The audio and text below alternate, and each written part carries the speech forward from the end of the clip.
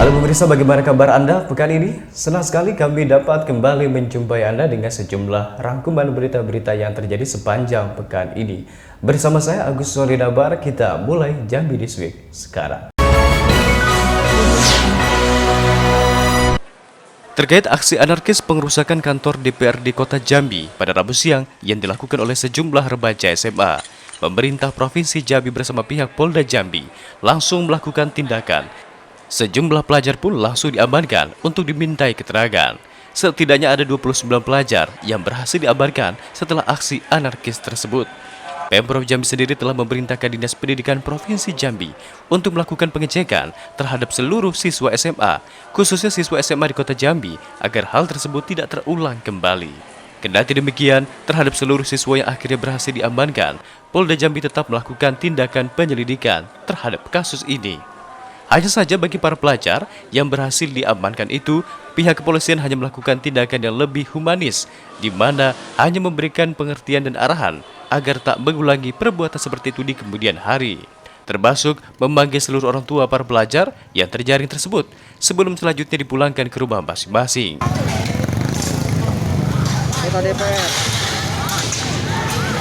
Ya, ini pertanggungjawaban tentunya ada, kita sudah catat semua. Ya, asal sekolah, orang tuanya kita panggil, pihak sekolahnya kita panggil. Ya, bagaimanapun juga anak-anak kita ini adalah tanggung jawab kita masa depannya. Ya, kalau sudah kebiasaan dengan penyampaian aspirasi dengan merusak, ya, ini menjadi evaluasi buat kita semua. Yang tidak kita benarkan. Jadi hari ini kita sudah komunikasikan dengan seluruh jajaran agar tidak ada anak-anak sekolah yang dilibatkan dalam unjuk rasa. Mereka yang kemarin sudah terdata, hari ini kita sudah akan panggil. Moga-moga bisa kita akan kembalikan ke orang tua dan sekolahnya untuk diadakan pembinaan. Baik pemerintah Provinsi Jambi dan Polda Jambi meminta agar tindak anarkis seperti itu tidak terjadi kembali. Dan apabila melakukan orasi, dapat dilakukan secara damai, lantaran memang diatur dalam undang-undang.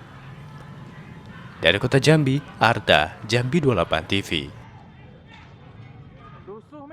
Membawa aspirasi masyarakat yang mana ketika ini disahkan maka Ratusan massa dari Pergerakan Mahasiswa Islam Indonesia atau PMII Kota Jambi menggelar aksi demonstrasi menolak pengesahan Undang-Undang Omnibus Law Cipta Kerja di kawasan Tugu Keris Siginjai, Kota Baru Jambi. Sebelumnya rombongan berkumpul di kawasan Tugu Juang Kota Jambi untuk akhirnya menggelar aksi di kawasan perkantoran Kota Baru Jambi dengan berkonvoi menggunakan sepeda motor milik mereka masing-masing. Sesampainya di Tugu Keris Siginjai, ratusan mahasiswa dari berbagai universitas dengan menjunjung alma mater PMI Kota Jambi melakukan orasija. Dengan slogan melawan ketidakadilan, pendemo meneriakan sikap arogan yang telah dilakukan oleh Dewan Perwakilan Rakyat Republik Indonesia. Lantaran telah mengesahkan Undang-Undang Omnibus Law Cipta Kerja yang menyengsarakan masyarakat kecil dan buruh, namun malah menjunjung para pengusaha. Ratusan massa ini bahkan melanjutkan orasinya dengan melakukan long march ke depan gedung Dewan Perwakilan Rakyat Daerah Kota Jambi. Di sana mereka juga kembali mengeluarkan orasinya di depan gerbang depan DPRD Kota Jambi.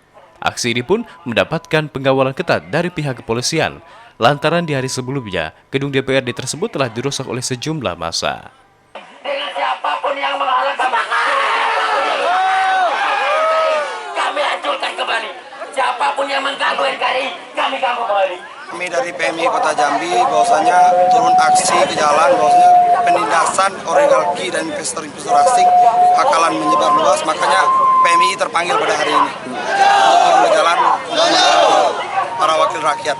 Ini serentak dilakukan atau gimana? Ini cuman PMI Kota Jambi. Dari Kota Jambi, Arda, Jambi 28 TV.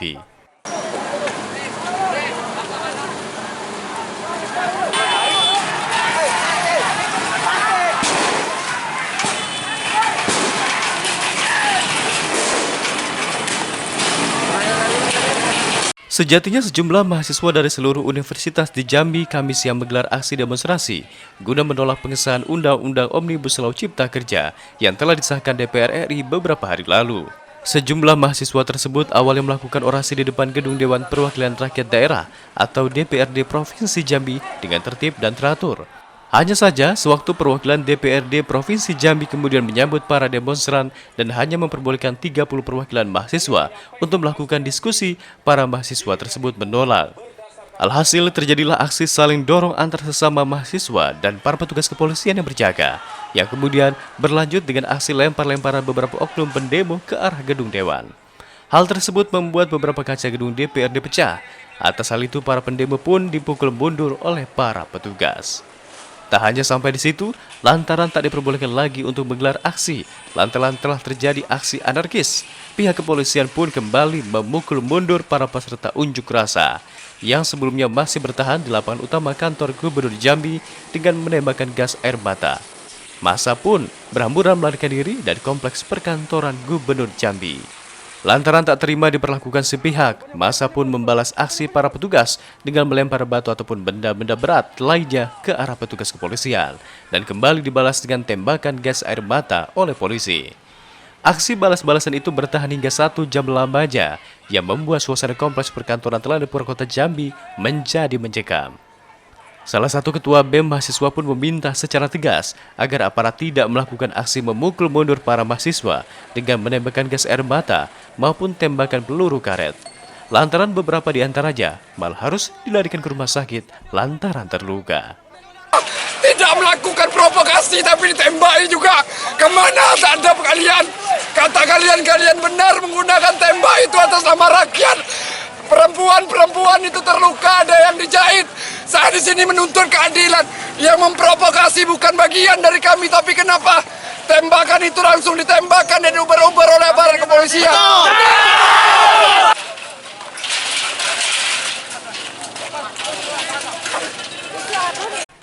Dari Kota Jambi, Arta, Jambi 28 TV.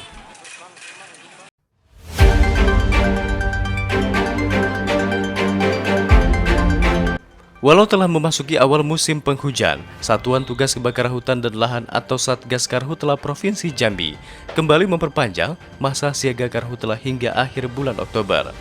Artinya, hingga saat ini Provinsi Jambi masih berstatus siaga karhutla. Berdasarkan data, sepanjang tahun 2020 ini, yakni dari bulan Januari hingga awal Oktober, sudah ada sebanyak 200 hektar lahan di Provinsi Jambi yang terbakar. Kendati demikian, kebakaran hutan dan lahan tersebut tidak terjadi hanya di satu kawasan saja. Berbeda dengan kebakaran hutan yang terjadi pada tahun 2019 lalu, ataupun yang terjadi pada tahun 2016 dan 2014 yang menyebar secara luas di beberapa lokasi. Karhutla pada tahun 2020 ini terjadi secara menyebar di seluruh wilayah Provinsi Jambi, khususnya pada lahan gambut akibat panas yang terjadi. Ditambah lagi tidak parahnya karhutla yang terjadi tahun ini akibat bantuan alam, di mana musim kemarau yang terjadi pada tahun 2020 waktunya cukup singkat dan dalam kondisi yang masih basah atau tidak seperti tahun-tahun sebelumnya yang dimana kondisi kemaraunya dalam keadaan kering.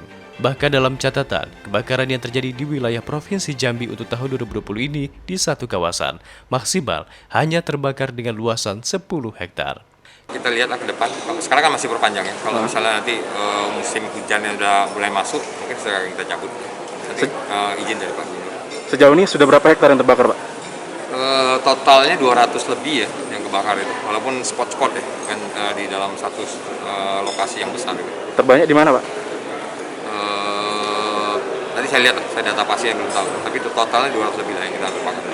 Kendati demikian, Satgas Karhutla Provinsi Jambi secara tegas diminta Kementerian Lingkungan Hidup dan Kehutanan untuk membentuk tim khusus serta diundang untuk melakukan pembicaraan guna menangani dari masalah karhutla di waktu mendatang dengan lebih baik. Selanjutnya, untuk masa dari siaga karhutla Provinsi Jambi di bulan November nanti akan terlebih dahulu dibahas bersama seluruh anggota Satgas. Dan jika nantinya masa musim penghujan sudah masuk, maka status siaga tersebut akan dicabut. Dari Kota Jambi, Arta, Jambi 28 TV.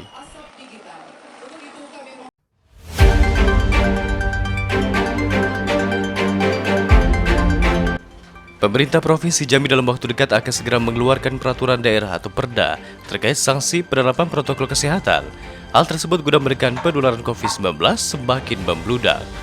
Perda ini nantinya akan menjadi payung hukum bagi pemerintah maupun tim justisi Satgas Penanganan COVID-19 di seluruh kabupaten kota seprovinsi Jambi.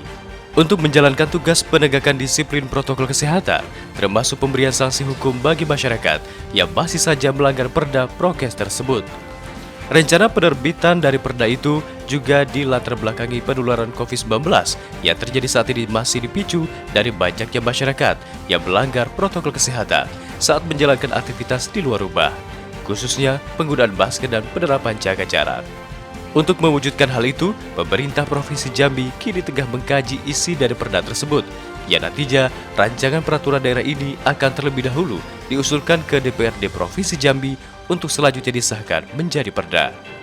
Meskipun pemerintah Provinsi Jambi sendiri sebenarnya telah mengeluarkan peraturan gubernur terkait protokol kesehatan, namun untuk lebih mengikat dan memberikan sanksi tegas bagi pelanggar protokol kesehatan. Mengikuti perkembangan itu dan juga nanti dengan pemerintah kabupaten kota terkait ini akan kami intenskan untuk Satgas Covid yang ada. Saya kira beberapa langkah seperti misalnya Kota Jambi itu kan sudah memberlakukan pembatasan sesuai dengan lingkup kewenangannya. Saya kira mari kita patuhi itu, dan yang paling utama adalah kita kembali kepada diri kita masing-masing. Mari kita jaga. Caranya adalah disiplin protokol kesehatan COVID. Dan itu yang paling utama. Pemerintah lebih memilih mengeluarkan perda terkait penerapan protokol kesehatan tersebut yang nantinya mengatur pemberian sanksi bagi masyarakat yang masih saja membandel. Selain itu, untuk menekan jumlah pasien baru COVID-19, pemerintah juga terus akan mengupayakan peningkatan testing dan tracking terhadap masyarakat di seluruh Provinsi Jambi, termasuk langkah-langkah penyembuhan bagi para pasien yang sudah terkonfirmasi positif COVID-19. Dari Kota Jambi, Arta, Jambi 28 TV.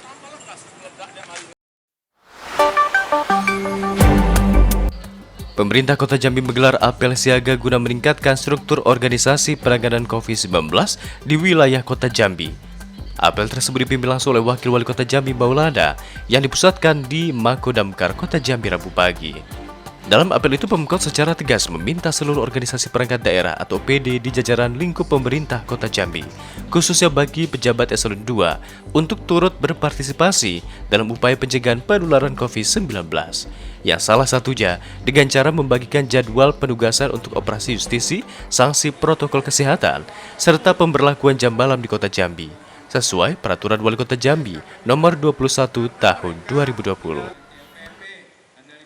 Tujuannya adalah untuk meningkatkan kekompakan dan kebersamaan seluruh kepala OPD dan sekretaris serta para camat di lingkungan pemerintah Kota Jambi.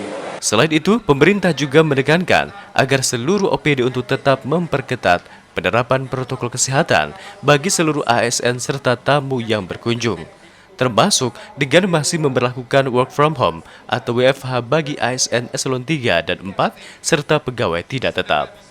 Selain mengaktifkan para OPD, pemerintah Kota Jambi juga menginstruksikan agar para camat dan lurah termasuk ketua RT untuk lebih ketat mengawasi seluruh warga di wilayahnya.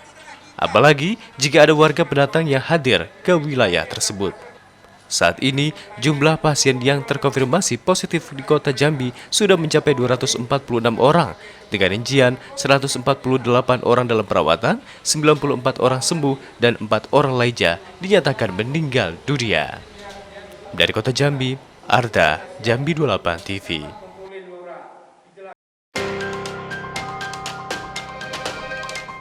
Jumlah kepala daerah di Provinsi Jambi yang terkonfirmasi positif COVID-19 bertambah setelah Wali Kota Jambi, Syarif Pasha, kali ini giliran Bupati Muaro Jambi Mbasta Busro yang dinyatakan positif COVID-19. Saat ini Mbasta tengah menjalani isolasi mandiri di rumah dinas Bupati Muaro Jambi. Sebelumnya Mbasta telah melakukan uji swab dan hasilnya terkonfirmasi positif COVID-19. Ia diduga tertular dari salah seorang staf yang sudah terlebih dahulu dinyatakan positif COVID-19. Assalamualaikum warahmatullahi wabarakatuh. Saya Hajah Masna Busro, Bupati Muaro Jambi, menyampaikan kemarin saya telah melakukan uji swab dan malam tadi hasil swab saya telah keluar dan saya dinyatakan positif terpapar COVID-19.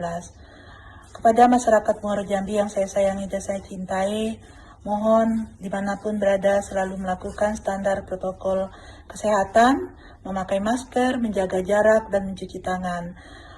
Saya OTG dan alhamdulillah saya telah diisolasi. Kita tidak tahu virus itu ada di mana dan entah dengan siapa. Dan dengan menjaga jarak, memakai masker, dan mencuci tangan, insya Allah kita akan terhindar dari virus itu.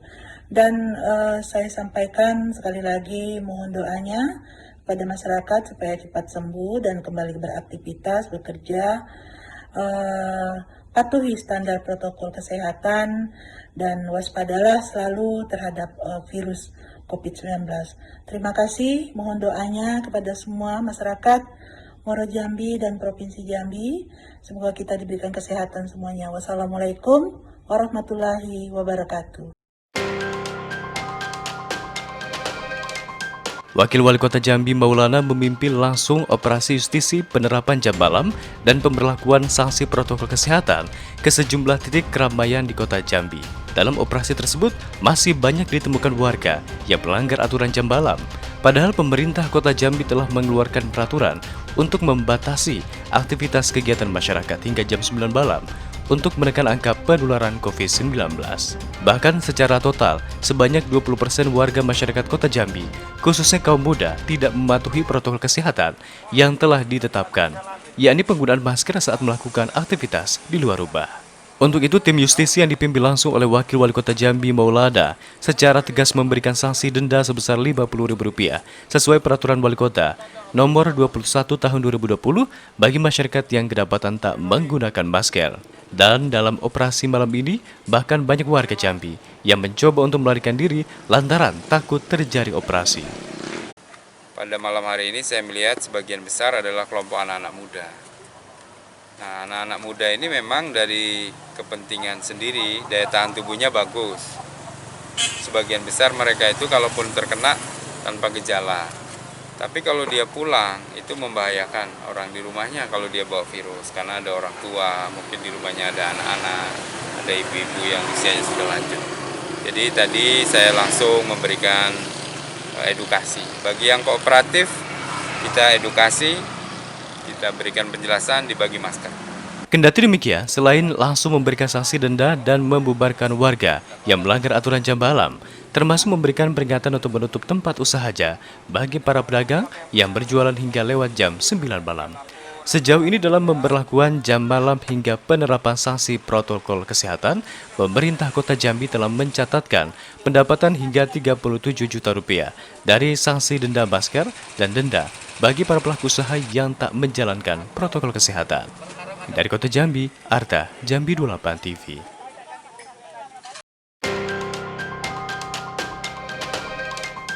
Polda Jambi bersama dengan Polres Muaro Jambi berhasil menangkap 5 kurir sabu-sabu yang diringkus di Desa Gelunggung, Kabupaten Muaro Jambi pada 30 September lalu. Penangkapan bermula saat warga mencurigai aksi pelaku yang menurunkan 2 tas tidak jauh dari kebun kelapa sawit warga. Karena curiga, warga pun melaporkan kejadian tersebut ke pihak kepolisian. Setelah diperiksa, tas tersebut berisi 31 paket besar sabu-sabu dengan berat 31 kg. Polisi kemudian melakukan penyelidikan hingga akhirnya para kurir berhasil ditangkap. Kelima kurir tersebut adalah Rabat, Ramdhani, Zuhri, M. Daud, dan Ferli yang merupakan warga asal Bengkalis, Provinsi Riau. Dari pengakuan para pelaku sebelumnya mereka juga telah melakukan pengiriman sabu sebanyak 2 kali dan berhasil lolos. Pengiriman pertama sebanyak 10 kg dan pengiriman kedua sebanyak 20 kg. 3 hari kemudian polisi juga kembali mengungkap pengiriman narkotika jenis sabu-sabu. Namun kurir yang diketahui bernama Agus Siswanto itu melawan dengan cara merampas senjata petugas saat akan diringkus. Akibatnya senjata meletus dan mengenai kepala pelaku. Atas kejadian tersebut pelaku meninggal dunia saat dibawa ke rumah sakit. Dari pengungkapan di Jalan Lintas Timur Sumatera di Kabupaten Muaro Jambi tersebut, polisi berhasil menyita 10 paket besar sabu-sabu dengan berat 10 kg. Dari pemeriksaan, kedua sindikat berasal dari jaringan yang berbeda. 31 kg sabu-sabu berasal dari Provinsi Riau dan akan dikirimkan ke DKI Jakarta. Sedangkan 10 kg sabu-sabu diduga berasal dari Aceh. Selain mengamankan barang bukti sabu dan senjata api rakitan milik pelaku yang tewas, polisi juga menyita 1 buah motor dan 3 buah mobil milik para pelaku. Saat ini, para kurir masih menjalani pemeriksaan guna mengungkap pelaku lainnya. Kalau dari bungkusnya beda ya rekan-rekan kita lihat. Jadi ini dugaan kita dari kelompok yang berbeda, tapi ini semua barang masuk ke kita dari sini sama. Chinese tea packingnya. Ya, ini ada warna emas di sininya ya, di packingannya. Kalau yang ini silver. Nah, ini. Tapi sama-sama nih gambarnya, tehnya sama, cuma beda packingan bawahnya aja. Ya. Ini dugaan masuk dari Aceh. Dari Bengkalis, ini dari Aceh. Jadi yang kita ingin menyampaikan melalui pesan ini bahwa kelompok-kelompok mereka tetap mengupayakan jalur Sumatera ini menjadi jalur yang akan mereka pakai untuk menebarkan sabu-sabu ini ke wilayah Sumatera maupun ke Jakarta. Akibat aksinya, para pelaku terancam di penjara seumur hidup. Dari Jambi, Tim Liputan, Jambi 28 TV. Pemilihan kepala daerah serentak tahun 2020 berbeda dengan pilkada sebelumnya, lantaran harus digelar di tengah pandemi COVID-19. Meski pelaksananya di tengah wabah, Komisi Pemilihan Umum Provinsi Jambi tetap memperbolehkan para kandidat peserta pemilihan kepala daerah itu untuk menggelar konser musik pada saat kampanye. Namun dengan catatan, peserta yang mengikuti kegiatan harus menerapkan protokol kesehatan. Selain itu, kegiatan harus di ruang terbuka dengan jumlah peserta yang hadir tidak dibenarkan melebihi 100 orang. Kendati demikian, Badan Pengawas Pemilihan Umum atau Bawaslu Provinsi Jambi justru melarang orang berkumpul di suatu tempat seperti konser musik serta kegiatan lainnya, termasuk olahraga berupa gerak jalan santai atau pesepeda, serta kegiatan-kegiatan lainnya yang mengundang banyak massa.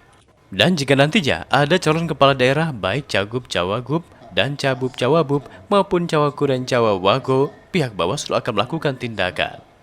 Bahkan pihak Bawaslu bersama tim Satgas Penanganan COVID-19 akan melakukan pembubaran paksa kegiatan tersebut.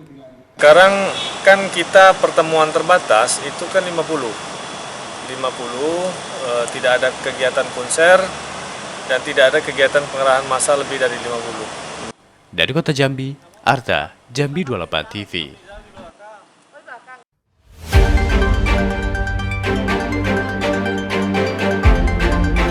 Komisi Pemilihan Umum atau KPU Provinsi Jambi kini tengah mempersiapkan terkait jadwal pelaksanaan debat kandidat 3 pasangan calon gubernur Jambi yang akan bertarung pada Pilkada serentak 9 Desember 2020 mendatang, di mana pelaksanaannya akan dilakukan serentak 3 kali selama masa kampanye berlangsung, yakni yang terhitung sejak tanggal 26 September hingga 5 Desember 2020 mendatang. Kendati demikian, KPU Provinsi Jambi hingga saat ini belum memastikan kapan jadwal pasti debat Pilgub Jambi tersebut, termasuk tempat pelaksanaannya akan dilaksanakan.